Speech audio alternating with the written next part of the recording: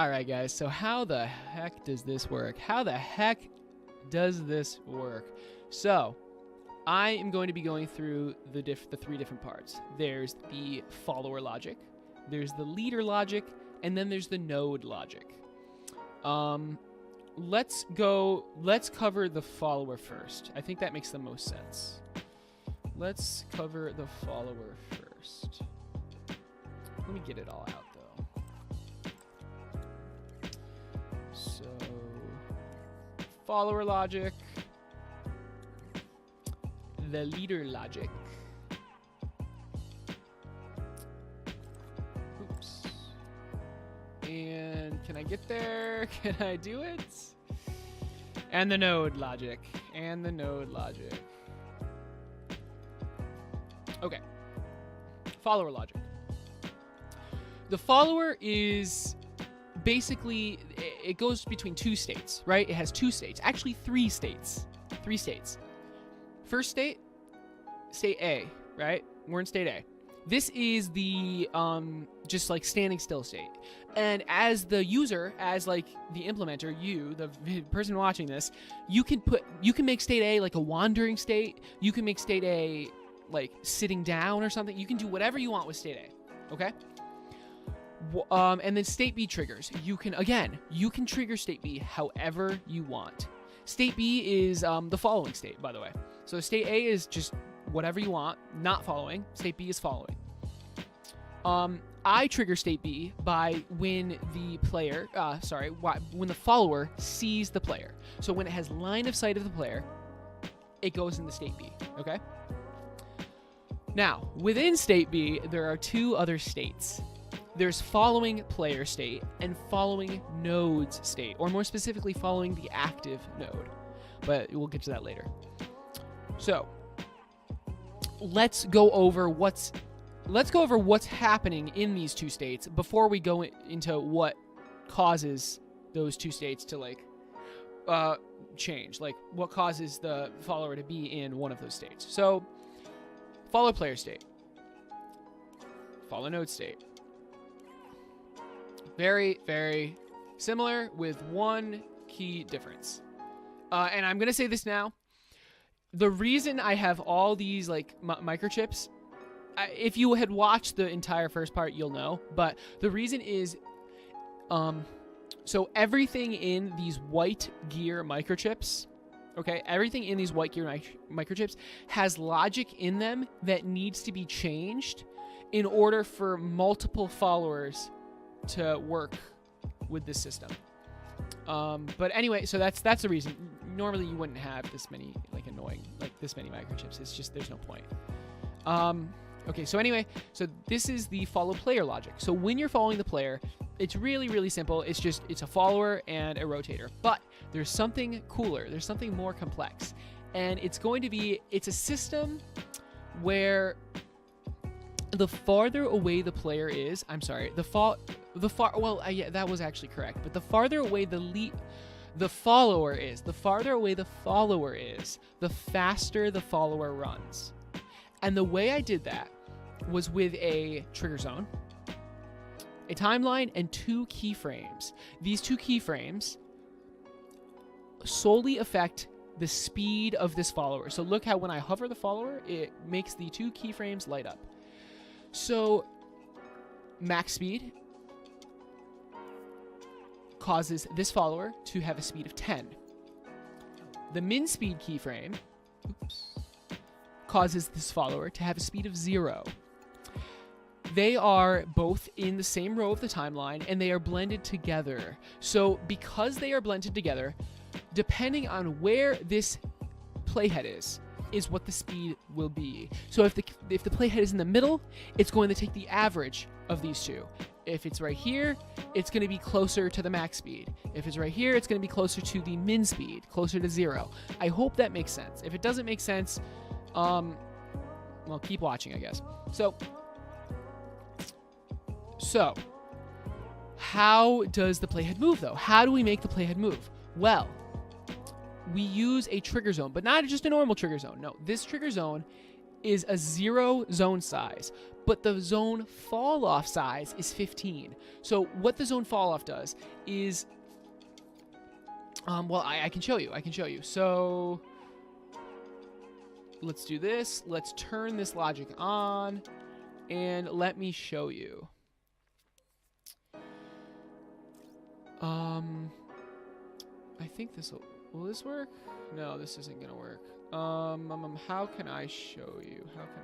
Well, let me just show you the timeline. So, is this good? Yes, this works. So, when the player, the thing the zone is sensing, is outside of the 15, if it's outside of this fall off zone, it's going to output a 0, and that 0 is represented by this playhead being all the way to the left, and you can see the output, the output is plugged directly into the playhead. Okay, so let's keep this up. So when the player is outside of that fall off zone, it's 0, and as you get closer, because it's a fall off zone and because it's wired into the playhead, as this leader gets closer to the follower, or another way you can look at it, the follower is getting closer to the leader, the playhead moves to the right. And as it moves to the right, the follow speed, and I've already explained this, but I'm showing you now, the follow speed gets lower and lower. See? Look at that. It gets lower and lower. So as the follower gets closer to the player, the follow speed slows down. So that's how that works. That is how that works. You don't have to do that. You don't have to have that. It'll work perfectly fine without it, but I like it. It prevents the follower from lagging too far behind of the leader. That's it. That's all it does. And feel free to change this max speed. You can make this max speed. Oops. You can make this max speed whatever you want. You can make it way higher if you want to. It'll work perfectly either way. And the follow node logic is literally just a look at rotator and follower. You should know what those do. Okay, and it's important to note that I've already said this, but the follower, it really should be, this gizmo should be at the same height as this player tag. It should be at the same height, or very similar, or some funky things will start happening. Okay, so that's how the logic works in both the states. Now, how do we move between the states? What dictates when and how we move between the states? Well, it's this logic right here. So the best way I can put this is this logic basically decides whether it has line of sight of the player or not. Okay, so let's see it in action. Right now, well, here's a better. So let's put this guy here and this guy here. Okay. Why doesn't this see the player? There we go. Okay. So, right now, the follower has line of sight of the player, okay? The follower has line of sight of the player. It also, but line of sight doesn't even matter because these two raycasts are X-rays, and there's a reason. These two raycasts are X-rays. The only difference between these two raycasts, laser scopes, they're called laser scopes. The only difference, literally the only difference, is that one is detecting a friend and the other is detecting scenery. Because they're both X-ray, it will go through everything. It'll go through literally everything until it hits what it's looking for. So until this one hits a friend, which is the leader. The leader is a friend, and until this one hits scenery. So as you can see, it's hitting the scenery right here. Now, since they're both hitting, how do we know if it has line of sight or not? Well, we're using the hit distance. So because they're starting in the same place, and because they're aimed at the same thing, the player tag, they're both aimed at the player tag, as you can see, player player under the name, we can use the hit distance to see whether or not it has line of sight. So if the hit distance to the leader, the friend, is less than the hit distance to scenery, the scenery is right behind it, which it is, as you can see, 5.4 is less than 7.12, 5.48, then we output the top one. And this top one triggers the follow player logic, because if it has line of sight of the player, we want it to just directly follow the player. That just makes sense. Now, what happens if the scenery hit distance is less than the leader hit distance? Or a different way to look at it, what happens if the leader hit distance is greater than the scenery hit distance? That means that you do not have line of sight. That means the follower does not have line of sight of the leader. So it outputs this one after a set amount of time. That was just to fix glitches. It outputs this one. So it will eventually. Yeah, see? Okay, so... Oh, it pulses. Okay, it pulses. That's fine, though. It pulses, which sets it to this state right here, and it sets it to the follow node state. The logic, it's not working right now perfectly because I'm breaking it, because, like, yeah, it's because I unplugged wires and stuff. But anyway, what you should know is that if this raycast, this laser scope right here that's detecting scenery, is if the hit distance is less than the leader, it'll go to this state, which is follow node state. Okay. So that's how the follower logic works. That's it. That's all of it. Just a quick recap. State A, it's in a not following state, and then state B, it's in a following state. And when it's in state B, it can be within state, and it can be in sub-state B or C, depending on if it has line of sight of the player or not. If it has line of sight of the player, it follows the player. If it does not have line of sight of the player, of the leader, when I say player, I mean leader, it follows the nodes instead. Okay? Now, we're going to go over how the player logic works. So, you probably get like what the nodes are. You can see them spawn in. You don't know how the nodes work yet. That's okay. You don't have to. Let's figure out when the nodes are spawned in first, because you'll need to know. I mean, and this logic is pretty simple, to be honest. So this is the leader logic. We only want the nodes. Okay, so yeah, this is the leader logic. It's just inside this. So what is this? 2 wireless receivers. One is sensing if follow nodes is working, is on, and follow nodes, I'm going back into the follower, is this transmitter right here. So when we're in this state, this transmitter is outputting a signal of 1, following nodes.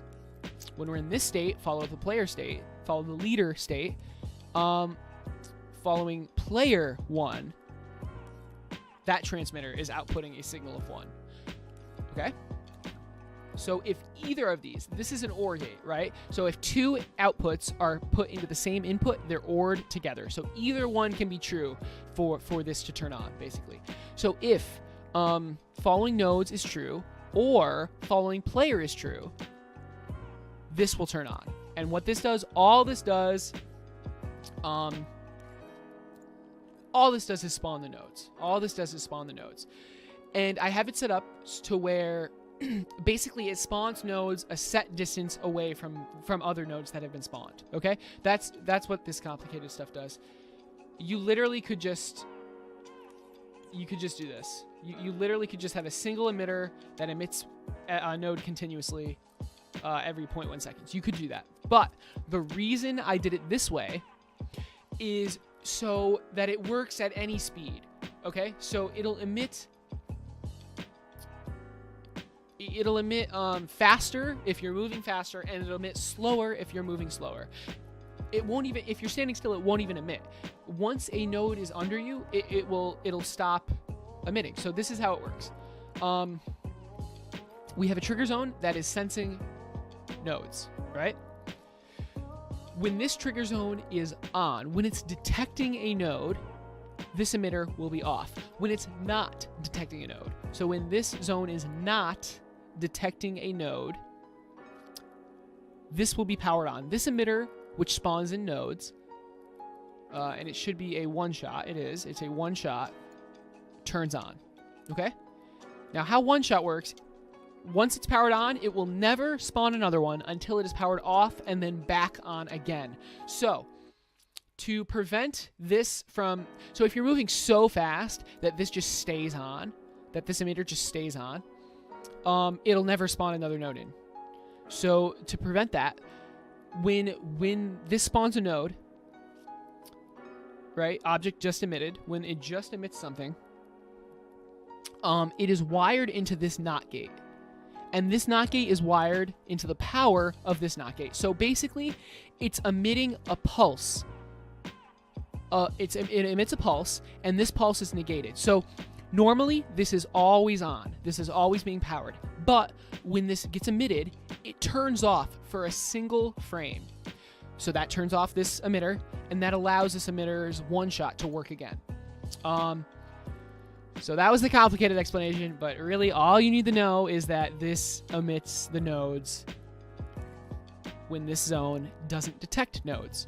So a good example, a good way to show this, if you don't believe me, let's make this really big.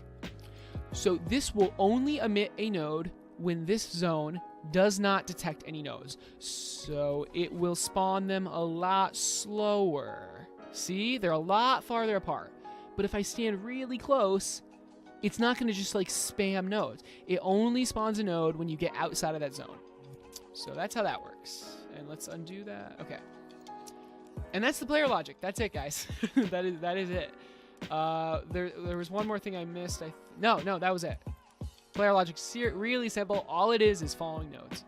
And obviously this tag to signify that it's the player. Okay, now we've gotten to the final part. How does the node work? How the heck does the node work? How do you know which node to follow? How is only the last node lit up? Because that's the active node. That's the node that the follower is following. How is only the last node lit up? Well, it's using an exclusive gate. So, okay, first let me... Really quick, guys, let me take all this crap out of these microchips, because again, the reason it's in those microchips is because it contains logic that needs to be changed if you want it to work with multiple followers. It really shouldn't be in those microchips, but because it's harder to like follow. So really quick, I'm just removing it so it's easier to look at. All right, and then there's this. I'll remove this too, just so it's easier to explain. Okay, so the node logic can be split up pretty easily into two separate parts. We've got the active node logic. So this stuff up here determines which node will be active, which node is the oldest. Okay, and this logic down here destroys the nodes. So let's go for this logic first. This logic is significantly simpler, and it should be easier to like understand. When do you destroy the nodes? Well, when the follower is following the player directly. When the follower has line of sight of the player, we literally don't need the nodes, but we want them to be there just in case they will be needed in the future. So again, when the follower is following the player, we want the nodes to be destroyed in about a second.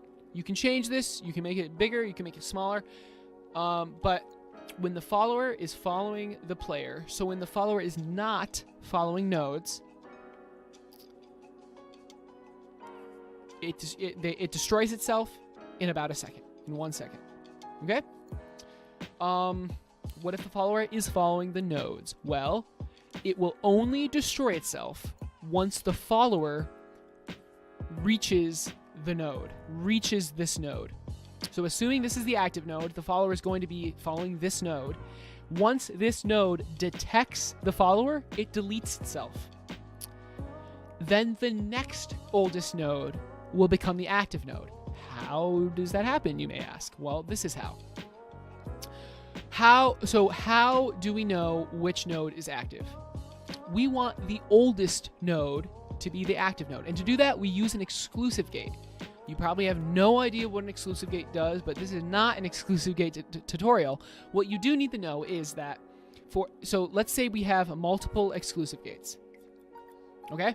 Multiple exclusive gates, all named active node 1. Well, look what happens. Oops. Wait, this was on, but now it's off. What the heck? Let's power this on really quick. There we go. Okay.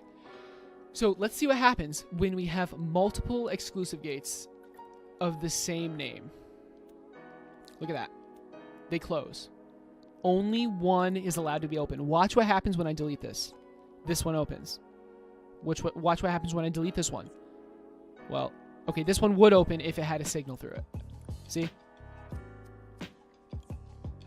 So the gist is, exclusive gates of the same name, only one of them will allow a signal through at a time. Only one.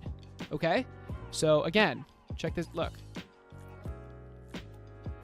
Only one can be open. Literally, if they're the same name, literally two of them cannot be open at the same time. At all. Ever. So how do we use that? Well, there is a setting in this exclusive gate called priority mode. Or queue. Wow, what the hell? Queue. It's called queue. And when queue is selected, this priority works. It's active. It takes effect. So how this priority works is that when the active gate closes, the next gate that opens is not random. The next gate that opens is the gate that has the highest priority. Okay? So how are we setting priority? We are setting priority with a timer. So the second this node spawns in, it has a timer that starts running. Now this timer, it can be as high as you want. It doesn't matter. It should be pretty high, actually. And the output, the timer output, not the current time, the timer output, which converts the current time into a percentage, basically. So from 0 to 1, is output into the priority. Okay, so you can see it's 7 right now, and if we play, oh well, it deleted itself after 1.5 seconds. But if we stop that from happening, so you can see the priority goes up as this node gets older and older. The priority goes up. So as it's older, it gets higher and higher priority, because we want the oldest node to be followed first. Okay? And that's it. So, oh, well, okay. So what happens when this is the active node? When this gate is open, that means that it has the highest priority. Well, it doesn't necessarily mean that, but in our situation, it means that it was the highest priority node, and the active node before had been deleted. So this node becomes the active node. What happens? What the heck happens? Well, it starts glowing. So this output right here just makes it glow. And it also powers the active node tag on. And that's it. This node 1, that's always on. But it powers active node on. So then the follower will follow this node because it's the active node. So for example, watch what happens if I copy and paste this.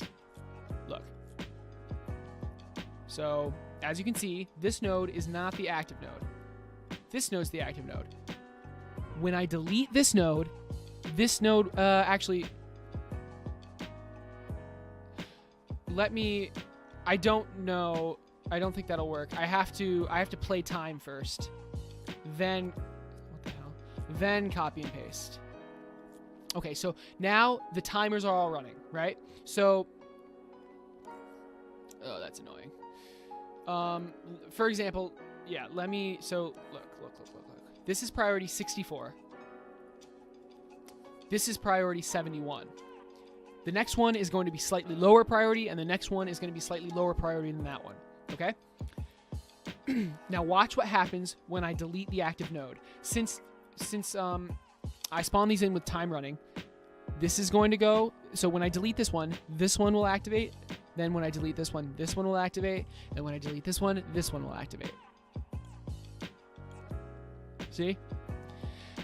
And that's because of how I use a priority queue. So that's how the nodes work.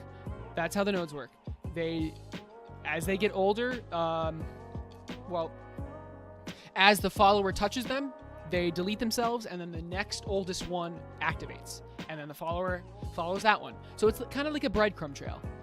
But yeah, so that is how. Oops.